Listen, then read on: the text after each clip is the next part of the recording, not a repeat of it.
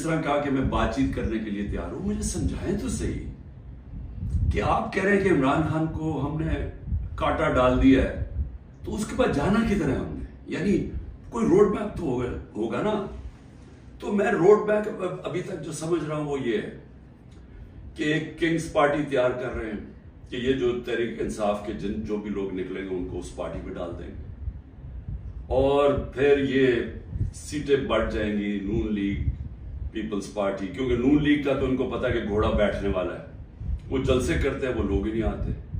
Public کی ان کو سمجھ آ گئی ہے کہ پبلک نون لیگ، کیونکہ نون لیگ جڑی ہوئی ہے یہ سارے ظلم کے ساتھ، وہ ان کو نقصان، ایک تو اس کا نقصان ہو رہا ہے، دوسرا معاشی طور پہ بیٹھ کے ملک جو روپیہ ہے، جو جس طرح ہر روز روپیہ گر رہا ہے تو ملک تو تباہی کی طرف جا رہا ہے. جو مہنگائی بڑھتی جا رہی ہے، تو مہنگائی تو ہر اب انسان کو گھر میں افیکٹ کر رہی ہے، مڈل کلاس کو، ہر تنخواہ دار کو افیکٹ کر رہی ہے مہنگائی. تو ان کو تو پتہ ہے کہ انہوں نے نہ نون لیگ نے کوئی سارے ملک میں گورنمنٹ بنانی ہے تو نہ بنانی ہے پیپلز پارٹی نے، چھوٹی پارٹیز رہ گئی. تو انہوں نے ایک کنگز پارٹی کا ملا کے کوئی ایک یہ لوگوں کا اکٹھا کر کے کولیشن سی بنانی ہے. میرا سوال یہ ہے کہ کیا اس طرح کی کولیشن پاکستان کو اس مشکل وقت سے نکال سکتی ہے؟ میں جب سے گورنمنٹ سے نکلا ہوں میں ایک بات کہہ رہا ہوں کہ جب تک ہمارے ملک میں ایک مضبوط گورنمنٹ، اور مضبوط گورنمنٹ کیا ہوتی ہے، یہ نہیں کہ اسٹیبلشمنٹ اس کے پیچھے کھڑی ہے، یہ مضبوط گورنمنٹ نہیں ہوتی. مضبوط گورنمنٹ وہ ہوتی ہے جس کے پیچھے عوام کھڑی ہوتی ہے، جو عوام جس کے اوپر اعتماد کرتی ہے. یہ لوگوں کو اکٹھا کر کے اور اسٹیبلشمنٹ پیچھے کھڑی ہو جائے اور کسی کا خیال ہے کہ جو آج پاکستان کو مسئلے مسائل آ گئے ہم اس میں سے نکل جائیں گے، کوئی اس خوش فہمی میں نہ رہے، کیونکہ یہ صرف ایک پبلک مینڈیٹ سے جو گورنمنٹ آئے گی وہ بڑے فیصلے کرے گی، وہ اس ملک میں اصلاحات کرے گی، وہ اس ملک میں قانون کی حکمرانی قائم کرے گی. اس کے بغیر پاکستان سروائیو ہی نہیں کرتا. یہ میرے سے سن لیں، یہ ملک بچے گا ہی نہیں اگر ہم نے اس ملک میں رول آف لا، قانون کی حکمرانی نہ قائم کی. یہ جو جنگل کا قانون ہے یہ ملک کو تباہ کر رہا ہے. کوئی اس وقت لوگوں کی امید ختم ہو گئی ہے پاکستان سے، لوگ چھوڑ کے جا رہے ہیں. جو پروفیشنلز ہیں، جو سب سے بڑا اثاثہ ہے ملک کا، جو آپ کے پڑھے لکھے لوگ ہیں، جو کہ اسپیشلسٹ ہیں، جس طرح میں نے آپ کو کہا 10% شوکت خانم کے کنسلٹنٹ چھوڑ کے جا رہے ہیں. 10% مشکل سے ملتا ہے کینسر کے اسپیشلسٹ. ان کو پتا ہے وہ دنیا میں کہیں بھی چلے جائیں ان کے 2 یا 3 گنا زیادہ سیلری مل جائے گی ان کو باہر، کیونکہ ڈیمانڈ ہے دنیا میں. تو اس طرح ہر پروفیشنل جس کی دنیا میں ڈیمانڈ ہے وہ سوچ رہا ہے چھوڑ کے جانے کا، کیونکہ اس کو امید ہی نہیں نظر آ رہی. لوگ مشکل وقت برداشت کر لیتے ہیں اگر آگے ان کو امید ہو.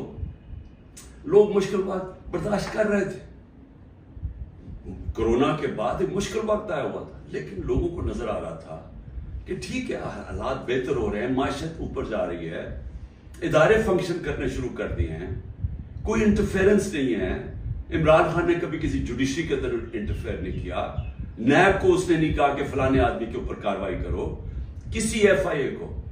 میرا جو میں نے ثناء اللہ ہے وہ آئی جی، میرے خیال میں ابھی پتہ نہیں کدھر پوسٹڈ ہیں، آئی جی تھے.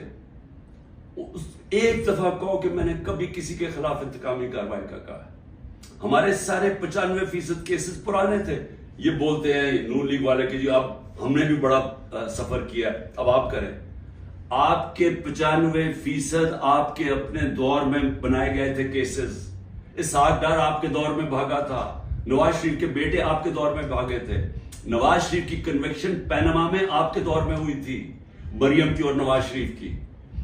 تو یہ ہمیں نہ کہیں، یہ سارے کیسز پرانے آ رہے تھے.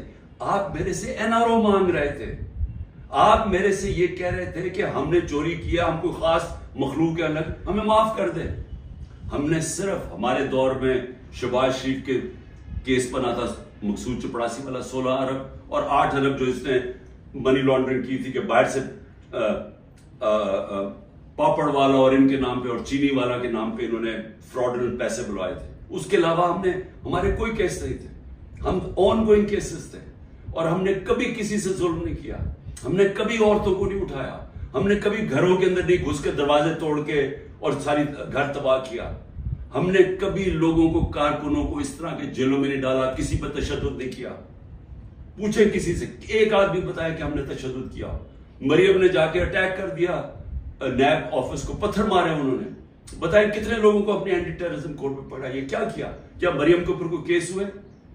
تو یہ ہمیں نہ کہو کہ جناب آپ کے اوپر یہ گزری. یہ کبھی کسی پارٹی کی تاریخ میں پاکستان میں نہیں گزری. یہ پارٹی کو کبھی ختم کرنے کی کوشش ہے, جو پوری طرح سارے اسٹیٹ کے ادارے لگے ہوئے ہیں اس پارٹی کو ختم کرنے کے لیے. لیکن پارٹی ایسے ختم نہیں ہوتی, کیونکہ پارٹی لوگوں کے دلوں میں چلی جاتی ہے. اس کا آپ کچھ کر ہی نہیں سکتے.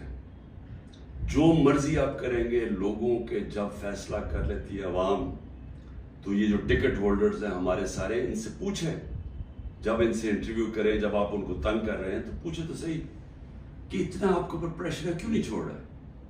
ان میں سے کہیں گے کہ ہم نظریاتی طور پہ اس کے ساتھ ہیں, ہم کسی اور پارٹی پہ نہیں جائیں گے. ساتھ یہ بھی آپ کو کہیں گے کہ ہمیں کوئی ہمارے حلقے میں ووٹ نہیں ڈالے گا, ہماری سیاست ختم ہو جائے گی. ابھی جو پہلے ہوا تھا 16 جولائی کو جو بائی الیکشنز ہوئے تھے, وہ لوٹے سب اڑ گئے تھے, لوگوں نے ان کے خلاف ووٹ دی تھی. اور اب اس سے بھی زیادہ برے حالات ہیں, کیونکہ لوگوں کو غصہ ہے جو ہو رہا ہے. اس وقت عوام غصے میں ہے, لیکن گھبرائی ہوئی ہے, کیونکہ کبھی اس طرح کا کریک ڈاؤن دیکھا ہی نہیں ہے. تو میرا آخر میں اپنی عوام کو پیغام ہے, کیونکہ مجھے پتہ ہے بڑا مشکل ہے, اور آپ گھبرائے ہوئے ہیں, آپ میں خوف پیدا کیا گیا. یہ جو باہر نکل کے کوئی تحریک انصاف کا نام سنتا اس کو جیل میں ڈال دیتے. لیکن بھئی آپ اپنی قوم سے ایک ہے, دیکھیں میں آپ کے سامنے بیٹھا ہوں, اگر کسی کو سب سے زیادہ خطرہ ہے وہ مجھے خطرہ ہے, جان کو تو میری خطرہ ہے. انہوں نے یہ کیا, دو میرے اوپر اٹیک قتل کرنے کے واردات ہو چکی ہیں. مجھے پوری طرح پتا ہے کہ ایک دفعہ یہ اور کریں گے, کیونکہ ان کو ڈر یہ ہے کہ جیل میں بھی عمران خان بڑا مشکل رہے گا ان کے لیے, تو ایک اور حملہ ہوگا. میں تیار ہوں. انہوں نے میری جو کرنل عاصم میری سیکیورٹی کے ہیڈ تھے اس کو اغوا کر لیا, وہ غائب ہو گئے. جس نے میری سیکیورٹی کا دھیان رکھ رہے تھے وہ 3-4 دن سے وہ غائب ہے, اس کو بھی اٹھا لیا. جو گاڑیاں تھی میری سیکیورٹی کی, وہ گاڑیوں کو انہوں نے اندر امپاؤنڈ کر دیا, اور ان سے پوچھے عدالت تو کہتی جو ہمیں پتہ ہی نہیں کدھر گئی. تو سب سے زیادہ تو خطرہ مجھے ہے. کیا آپ کو لگ رہا ہے کہ میں پیچھے ہٹوں گا؟ میں کیوں نہیں پیچھے ہٹوں گا؟ کیونکہ میرے سامنے 2 راستے ہیں.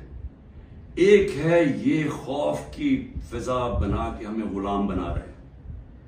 صرف مقصد یہ ہے کہ ہم بھیڑ بکریوں کی طرح یہ طاقت کی حکمرانی مان لیں. یہ سب نے کیا ہے. یہ فرعون یہ کرتا تھا, خوف اتنا پھیلا کے لوگوں کو غلام بنایا ہوا تھا. یہ یزید نے کیا تھا, کوفہ کے لوگوں کے اوپر اتنا اس کا خوف تھا اس کے ظلم کا کہ انہوں نے حضرت امام حسین کی مدد نہیں کی.